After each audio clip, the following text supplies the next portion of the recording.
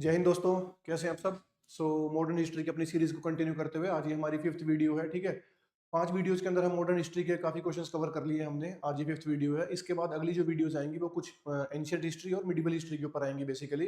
Questions practice करते रहिए लगातार। ठीक है, चलिए स्टार्ट करते हैं आज की वीडियो को।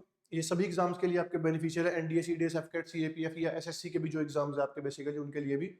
चलिए भाई, सबसे पहले देखते हैं who launched Bardoli Satyagraha in Feb 1928। तो बारडोली सत्याग्रह जैसे कि आप जानते हैं कि गुजरात से रिलेटेड बेसिकली है ये। ठीक है, यहाँ पर कुछ फार्मर्स का प्रोटेस्ट है जिसमें बेसिक बहुत ज्यादा रेंट इंक्रीज कर दिया गया था ब्रिटिश सरकार के द्वारा। आई थिंक 30% के करीब रेंट इंक्रीज कर दिया गया था एक साल के अंदर अंदर ही। तो उसके खिलाफ बेसिकली एक सत्याग्रह था।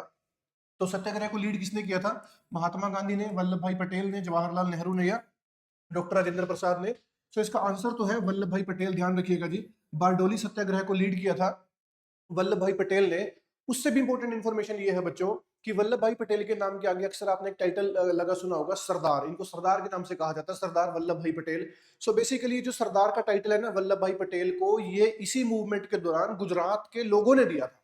इस बात को ध्यान रखिएगा, ये सरदार का टाइटल कि तुम ही हमारे सरदार हो, बेसिकली इस तरीके से गुजरात के लोगों ने ही ये टाइटल सरदार वल्लभ भाई पटेल को दिया था बारडोली सत्याग्रह के दौरान। इसलिए इसको ध्यान रखिएगा बच्चों, बारडोली सत्याग्रह काफी इंपॉर्टेंट है सरदार वल्लभ भाई पटेल के करियर में। इसके बाद तो ये काफी एक्टिव रहे थे इंडियन फ्रीडम स्ट्रगल के अंदर बेसिकली। ठीक है, सरदार का टाइटल इनको वल्लभ भाई पटेल को बारडोली सत्याग्रह में मिला था।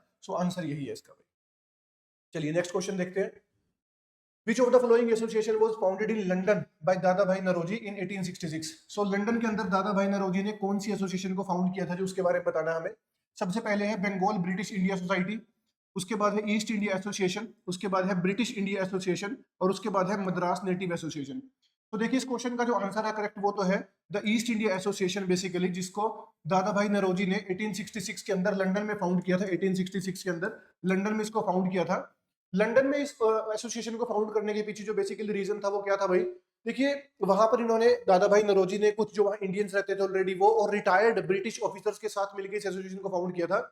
उसमें 2-3 मेन रीजन थे बेसिकली। पहला तो ये था कि ब्रिटेन में रहकर वहां पर इलेक्शंस कंडक्ट करना चाहते, इलेक्शंस लड़ना चाहते थे बेसिकली वहां की पार्लियामेंट के लिए।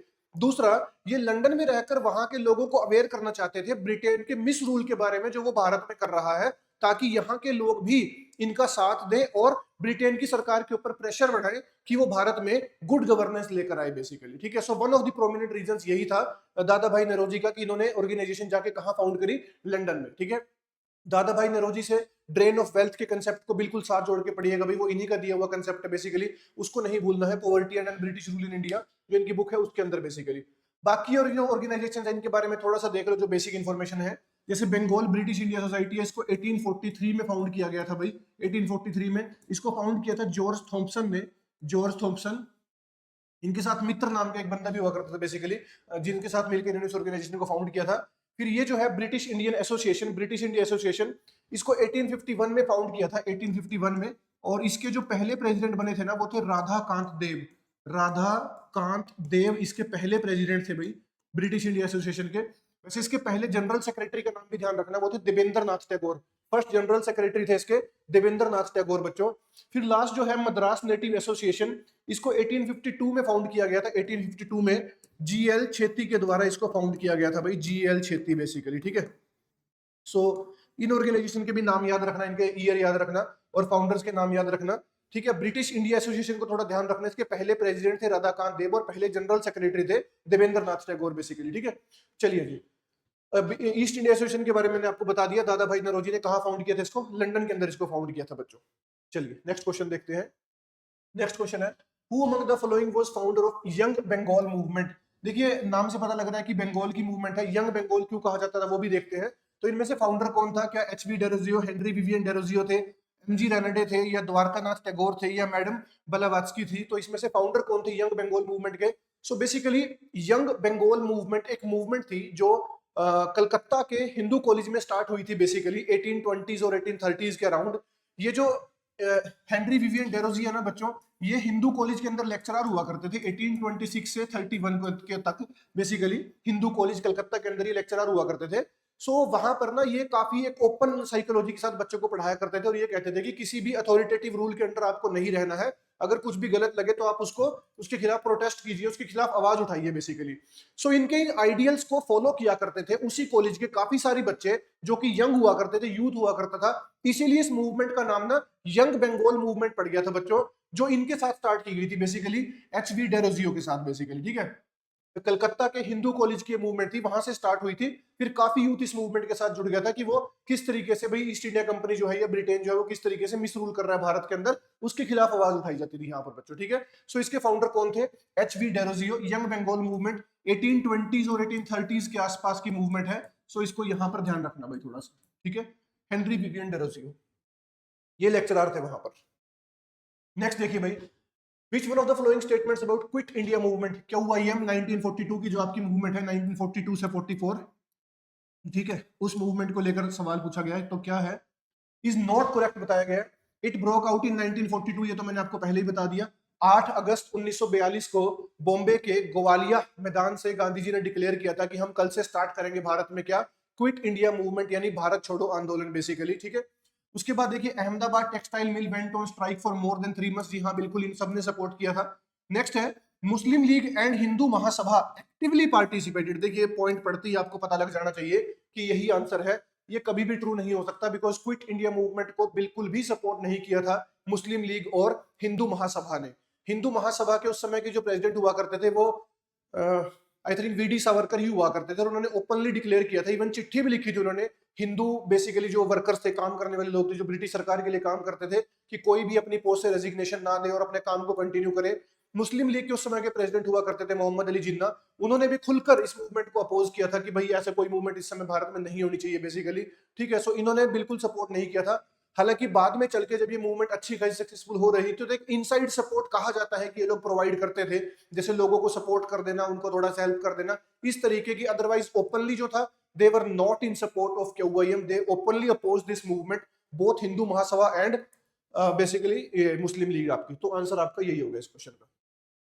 नेक्स्ट देखिए, in revolt of 1857 who among the following was known as Danka Shah, किसको कहा जाता था डंका शाह? शाहमल को कहा जाता था, नाना साहिब को, मौलवी अहमदुल्ला शाह को, या तांतिया टोपे को? So without wasting time answer आप लोगों को पता होना चाहिए, मौलवी अहमदुल्ला शाह, जो फैजाबाद से लड़े थे बेसिकली, फैजाबाद से इस रिवोल्ट के अंदर लड़े थे, इनको कहा जाता था बच्चों डंका शाह। और डंका शाह के साथ साथ इनको नक्कड़ शाह भी कहा जाता था बेसिकली, ये भी इनका एक नाम ध्यान रखिएगा बच्चों। मौलवी भी कहा जाता था इनको, मौलवी तो इनके नाम के आगे लगा हुआ है। He was one of the brand ambassadors of Hindu Muslim unity, उस रिवोल्ट के अंदर बेसिकली काफी स्ट्रॉन्ग होल्ड था इनका, और काफी हिंदू सपोर्टर्स थे इनके साथ बेसिकली इस रिवोल्ट के अंदर। और इनको जिंदा नहीं पकड़ा जा रहा था, इतने शातिर और इतने प्रबल भी थे बेसिकली ये, ठीक है। तो इनको ना पकड़ने के लिए ईस्ट इंडिया कंपनी ने उस समय 50,000 चांदी के सिक्कों का ऐलान किया था कि जो भी मौलवी अहमदुल्ला की खबर हमें देगा तो 50,000 चांदी के सिक्के उसको दिए जाएंगे। सो बच्चों उस समय एक राजा हुआ करते थे, राजा जगन्नाथ सिंह, साउथ के किसी छोटे से किंगडम के एक राजा हुआ करते थे। उन्होंने इनको मारा था बेसिकली, और मारकर इनको जो है इनका sir basically east India company के सामने रख दिया था, और तब उनको वो इनाम दिया गया था 50,000 सिक्कों का, ठीक है। सो अपनों ने किया सारा कांड, ये ऐसे थोड़ी वो बाहर के लोग आगे हमारे ऊपर वो कर गए। तो डंका शाह मौलवी अहमदुल्ला शाह को कहा जाता था, जो फैजाबाद से लड़े थे। काफी कुछ इंटरेस्टिंग है इनके बारे में। वी.डी. सावरकर का इनके साथ क्या पॉइंट ऑफ व्यू था वो भी एक बार पूछा गया था कि पॉजिटिव था कि नेगेटिव था, तो ध्यान रखना वी.डी. सावरकर का भी इनको लेकर एक पॉजिटिव व्यू ही था कि हाँ ये बंदा सच में एक पॉजिटिव माइंडसेट के साथ लड़ा था भारत के लिए बेसिकली, ठीक है। तो ऐसे क्वेश्चंस आ जाते हैं भाई। नेक्स्ट क्वेश्चन देखिए, in 1921 during which one of the following tours Gandhi ji shaved his head and started wearing loin cloth in order to identify with the poor? तब गांधी जी ने अपनी लुक को, ये जो गांधी जी की आप फोटो देखते हैं अक्सर बेसिकली जो उनका शेव्ड हेड होता है और धोती कुर्ता जो वो पहन के रखते हैं खादी का, इस लुक को कब अपनाया था, वो कौन से टूर पे थे बेसिकली, तब की बात है। क्या अहमदाबाद मिल वर्कर स्ट्राइक के बाद, चंपारण सत्याग्रह के बाद, चोरी चोरा के बाद, या जब वो साउथ इंडिया के टूर पर थे? सो ध्यान रखना 1921 में गांधी जी जब साउथ इंडिया के टूर पर थे ना, तब उन्होंने इस चीज को किया था बच्चों, कि उन्होंने अपना हेड शेव करवा दिया था, और जो वो बेसिकली कॉटन टेक्सटाइल कपड़े पहना करते थे उनको त्याग कर उन्होंने खादी का धोती कुर्ता पहन लिया था। और ऐसा क्यों किया था? ताकि जब वो लोगों के पास सपोर्ट मांगने जाए तो लोगों को ये लगे कि हाँ ये भी हमारे बीच में से ही कोई एक लीडर है। ऐसा नहीं कि लीडर तो बहुत हाई फाई है, पब्लिक गरीब है, तो उसके बीच में वो एक इकोनॉमिक गैप ही ना बन के रह जाए बेसिकली, पब्लिक को कनेक्शन नहीं फील होता ना फिर बेसिकली। आप देखते हैं हमारे पॉलिटिकल लीडर्स जब भी किसी एरिया में जाते हैं तो उसी तरीके के लुक अपनाने की कोशिश करते हैं। पंजाब में जाएंगे तो पगड़ी पहनेंगे, राजस्थान जाएंगे तो मारवाड़ी पगड़ी पहनेंगे, इस तरीके से बेसिकली। तो ऐसा होता है पब्लिक के साथ एक कनेक्शन फील करवाने के लिए बेसिकली, ठीक है, ताकि पब्लिक फील करे कि ये बंदा भी हमारे बीच में से ही है, बस मेन मोटिव यही होता है, ठीक है। सो गांधी जी ने इसीलिए किया था। तो आंसर इसका ध्यान रखना, वो साउथ इंडिया के टूर पे थे 1921 में, तब उन्होंने इस चीज को अडॉप्ट किया था बच्चों। नेक्स्ट देखिए, मैच करना है इनको भाई, फटाफट से जल्दी से देख लेते हैं, तो आसान क्वेश्चन है। तो रोलेट एक्ट, जैसा कि आप जानती है कि इंडिया को फर्स्ट वर्ल्ड वॉर 1 के बाद ये गिफ्ट दिया गया था। फर्स्ट वर्ल्ड वॉर जब चला था हमारा 1914 से 1919 तक, जिसमें हमारे मॉडरेट एक्सट्रीमिस्ट सभी लीडर्स ने, इवन गांधी जी ने खुल के सपोर्ट किया था ब्रिटेन को, और काफी इनके कहने पर रिक्रूटमेंट्स भी हुई थी बेसिकली आर्मी के अंदर। सभी लीडर के कहने पर भारत के बहुत लोगों ने ज्वाइनिंग की थी आर्मी के अंदर बेसिकली उस दौरान। तो ये सब इसीलिए कर रहे थे सो दैट ब्रिटेन इनकी लॉयल्टी को पे बैक करेगा और कल को चल के भारत का एडमिनिस्ट्रेशन अच्छा करेगा, या भारत को हिस्सा बनाएगा एडमिनिस्ट्रेशन का, या भारत को स्वराज देगा। ये सब इनका मानना था। बट वो जल्दी इनका भ्रम टूट गया था, बिकॉज रोलेट एक्ट तो कब आया था बच्चों, जैसे ही वर्ल्ड वॉर 1 खत्म हुआ था, तो उसके बाद ब्रिटेन ने रिटर्न गिफ्ट दिया था 1919 में, तुरंत ही आ गया था रोलेट एक्ट। रोलेट एक्ट के बारे में आप जानते हैं कि इसमें वही था ना, अपील ना दलील ना वकील, बस जिसके ऊपर भी शक हुआ उसको उठा के जेल में डाल दिया, 2 साल के लिए वो जेल में पड़ा रहेगा, ठीक है। ऐसा कुछ हुआ करता था इसके अंदर, जिसके खिलाफ गांधी जी रोलेट सत्याग्रह भी लॉन्च करेंगे, जो फेल हो जाएगा। और उस रोलेट सत्याग्रह के दौरान ही आपका जलियांवाला बाग कांड भी होता है बेसिकली बच्चों, ठीक है। सो चलिए उसको अलग से डिस्कस करेंगे किसी क्वेश्चन में।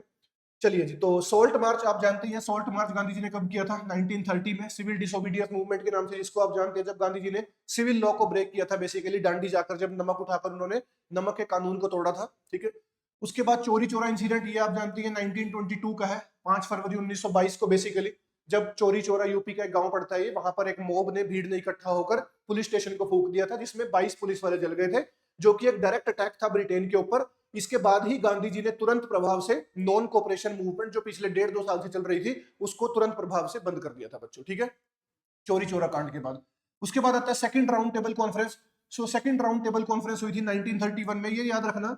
सेकंड राउंड टेबल कॉन्फ्रेंस में आईएनसी को रिप्रेजेंट किया था बच्चों, किसने, महात्मा गांधी जी ने रिप्रेजेंट किया था। और ये मानने के लिए कब तैयार हुए थे बेसिकली, ये हुए थे गांधी इरविन पैक्ट के बाद, जब गांधी जी ने सीडीएम को बेसिकली 1930 में जो स्टार्ट की थी उसको सस्पेंड कर दिया था, उसको रोक दिया था, और फिर गांधी इरविन पैक्ट साइन हुआ था। गांधी इरविन पैक्ट के बाद ही गांधी जी मान गए थे कि चलिए ठीक है, सेकंड राउंड टेबल कॉन्फ्रेंस को अटेंड करने जाएंगे लंदन, और गए भी थे।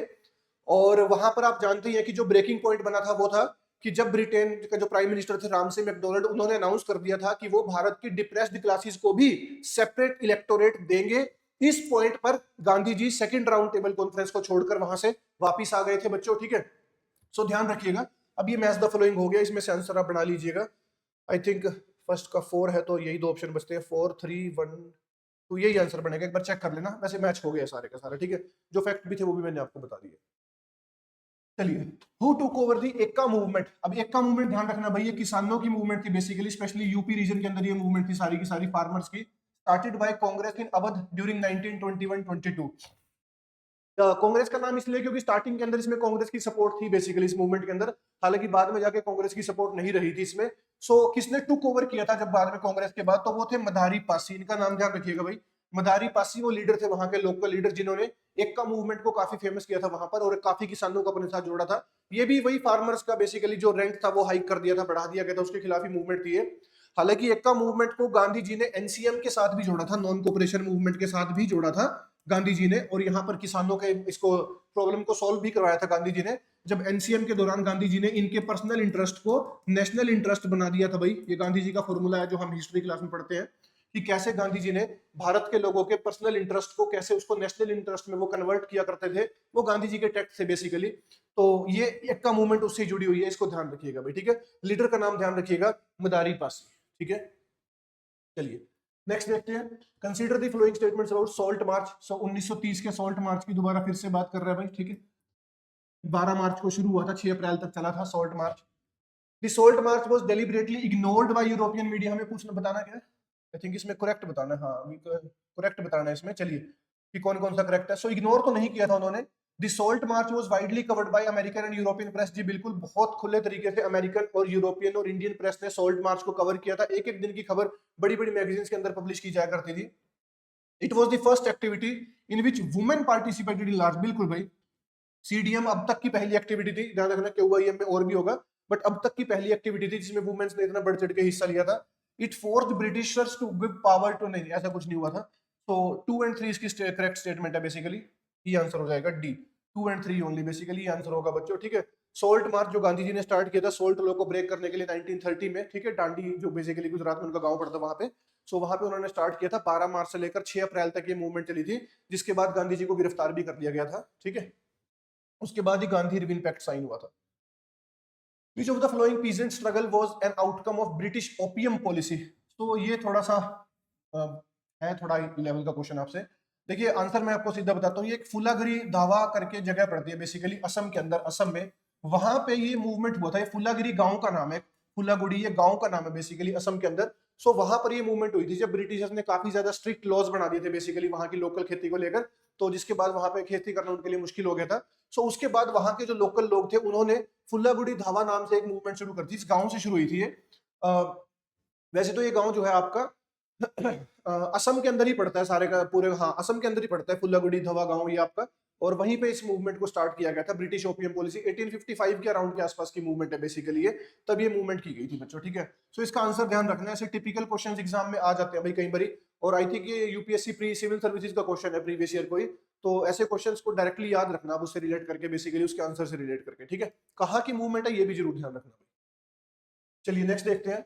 इन 1920 which of the following changed its name to Swaraj Sabha? इनमें से किसका नाम स्वराज सभा रख दिया गया था? क्या all India home rule league का, हिंदू महासभा का, साउथ इंडियन लिबरल फेडरेशन या सर्वेंट्स ऑफ इंडिया सोसाइटी? ठीक है, किसका नाम चेंज करके रखा गया था वो बताना है हमें। देखिए सर्वेंट्स ऑफ इंडिया सोसाइटी तो एक ऑर्गेनाइजेशन थी जो 1905 में गोपाल कृष्ण गोखले ने फाउंड की थी। गोपाल कृष्ण गोखले ने जब ये डेक्कन एजुकेशन सोसाइटी से अलग हो गए थे तो उसके बाद इन्होंने अपनी ऑर्गेनाइजेशन बनाई थी, सर्वेंट्स ऑफ इंडिया सोसाइटी 1905 में गोपाल कृष्ण गोखले ने, ठीक है। उसके बाद साउथ इंडियन लिबरल फेडरेशन ये 1916 में फाउंड की गई थी भाई, साउथ के अंदर बेसिकली रामास्वामी अय्यर करके कुछ नाम हुआ करता था, उन्होंने वो इसके मेन प्रोमिनेंट फिगर हुआ करते थे 1916 में। हिंदू महासभा जैसा कि आप जानते हैं, हिंदू महासभा 1915 में मदन मोहन मालवीय ने इसको फाउंड किया था, मदन मोहन मालवीय, ठीक है, इन्होंने इसको फाउंड किया था भाई, तो इनका भी नाम ध्यान रखिएगा, Hindu Mahasabha. So all India home rule league, वैसे तो इस क्वेश्चन का आंसर तो यही है, all India home rule league. All India home rule league की शुरुआत मैंने आपको बताया था कि अप्रैल 1916 में की थी किसने? बाल गंगाधर तिलक ने। और सितंबर 1916 में की थी किसने? एनी बेसेंट ने, ठीक है। सो 2 साल तक ये मूवमेंट चलती रही थी 1916 से लेकर 1918 तक, और उसके बाद काफी रिक्वेस्ट करने के बाद बेसिकली 1920 में all India home rule league का प्रेसिडेंट बना दिया गया था किसको? महात्मा गांधी जी को। और गांधी जी ने फिर इसका नाम चेंज करके all India home rule league से कर दिया था क्या? स्वराज सभा, स्वराज सभा। हालांकि लगभग 1 साल के बाद ही इसको फिर कांग्रेस में शामिल कर दिया गया था बेसिकली। सो इस क्वेश्चन का आंसर है all India home rule league, इसका नाम चेंज करके स्वराज सभा किया गया था गांधी जी के द्वारा, भाई ये ध्यान रखना, ठीक है, गांधी जी के द्वारा। चलिए नेक्स्ट क्वेश्चन देखते हैं। After the Santhal uprising subsided what were the measure taken by British government? So Santhal uprising से क्वेश्चन पूछा जा रहा है बेसिकली, ये ट्राइबल अपराइजिंग इंपॉर्टेंट होती है भाई, ठीक है। ये झारखंड के एरिया की अपराइजिंग है, जब वहां पर जमींदारी सिस्टम के खिलाफ वहां के ट्राइबल्स ने काफी सारा प्रोटेस्ट किया था। सो उसका रिजल्ट क्या आया था? The territories called Santhal Parganas were created. जी हाँ बिल्कुल, आई थिंक 5500 स्क्वायर मील के करीब के एरिया को अलग डिक्लेयर कर दिया गया था संथल्स के लिए, बेसिकली इसी ट्राइब के लिए। It became illegal for a Santhal to transfer a land to नहीं, ऐसा कुछ नहीं था बेसिकली। सो आंसर इसका ओनली वन है, संथल अपराइजिंग। अपराइजिंग्स के ऊपर मैं एक अलग वीडियो बनाऊंगा, जिसने भी भारत के अंदर 1857 से पहले या बाद में अपराइजिंग्स हुई है, उनको उसमें डिटेल में कवर करेंगे थोड़ा सा, ठीक है। चलिए इसको ध्यान रखना भाई। नेक्स्ट देखो, who among the following was the author of drama Neel Darpan? ये भी एक क्वेश्चन आया हुआ है पहले भाई, ठीक है। क्या शरद चंद्र थे, हरीश चंद्र मुखर्जी थे, बंकिम चंद्र चटर्जी थे, या दीन बंधु मित्र थे? सो आंसर तो है इसका दीन बंधु मित्र बेसिकली, जिन्होंने इंडिगो रिवोल्ट के ऊपर, इंडिगो जो रिवोल्ट हुआ था आपका, उसके ऊपर एक प्ले लिखा था, इंडिगो रिवोल्ट 1859 1860 के अराउंड।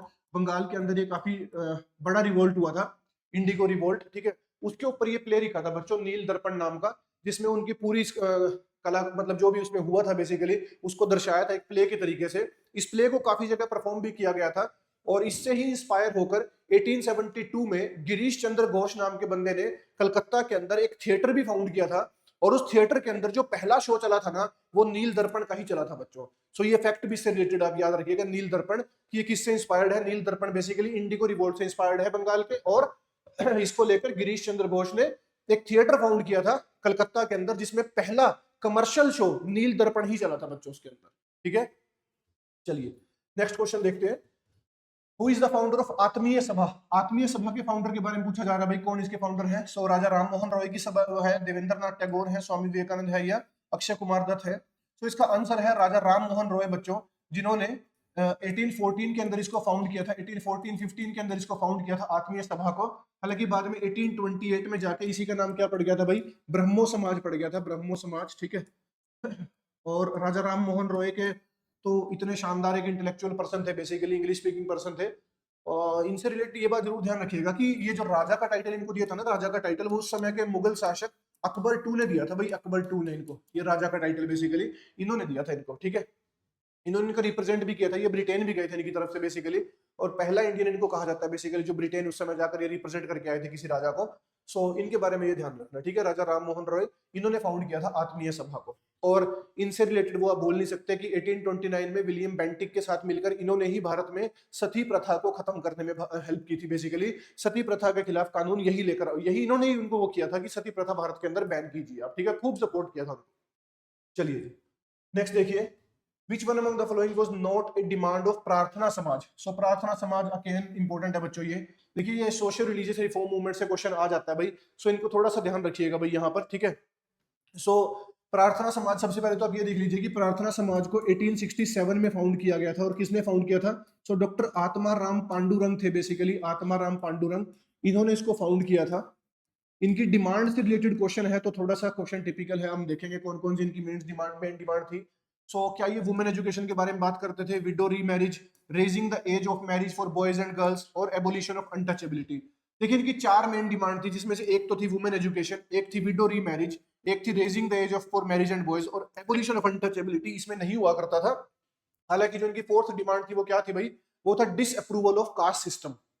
अनटचेबिलिटी की तरह ही था लगभग, लेकिन उसमें जो मेन डिमांड मेंशन थी वो था डिसअप्रूवल ऑफ कास्ट सिस्टम, की कास्ट सिस्टम को भारत से खत्म करना चाहिए। और बाकी 3 डिमांड ये थी, that is women education, widow remarriage, और raising the age for marriage. So इस क्वेश्चन का जो आंसर है वो है एबोलिशन ऑफ अनटचेबिलिटी। बेसिकली ये इनकी मेन डिमांड नहीं थी, इसकी जगह पर मेन डिमांड कास्ट सिस्टम को लेकर थी, उसके डिसअप्रूवल को लेकर थी, ठीक है। सो ये फोर्थ डिमांड इनकी, ध्यान रखिएगा। सो ये थे आज की वीडियो के 15 क्वेश्चंस बच्चों। आई होप सो कि क्वेश्चंस आपको अच्छे लगे होंगे। सोशल रिलीजियस रिफॉर्म मूवमेंट से भी क्वेश्चन आते हैं, सो ये आज की क्लास लगभग उसी के ऊपर थी हमारी। अब नेक्स्ट कुछ क्लासेस के अंदर हम लोग एंशिएंट और मिडिवल हिस्ट्री क्वेश्चंस को कवर करेंगे बच्चों। So please seriously questions attempt करते रहिए, क्वेश्चंस प्रैक्टिस कीजिए, फटाफट करके फास्ट फॉरवर्ड करके जैसे भी ठीक लगे वीडियो देखा कीजिए, बट क्वेश्चंस अटेम्प्ट कीजिए, हिस्ट्री को तैयार कीजिए। हिस्ट्री एक ऐसा सेक्शन है जो क्वेश्चंस आपको देके जाता है हर बारी, और स्कोरिंग पोर्शन भी है बेसिकली, ठीक है। इसी के साथ आज की क्लास को खत्म करते हैं बच्चों। जय हिंद, जय भारत।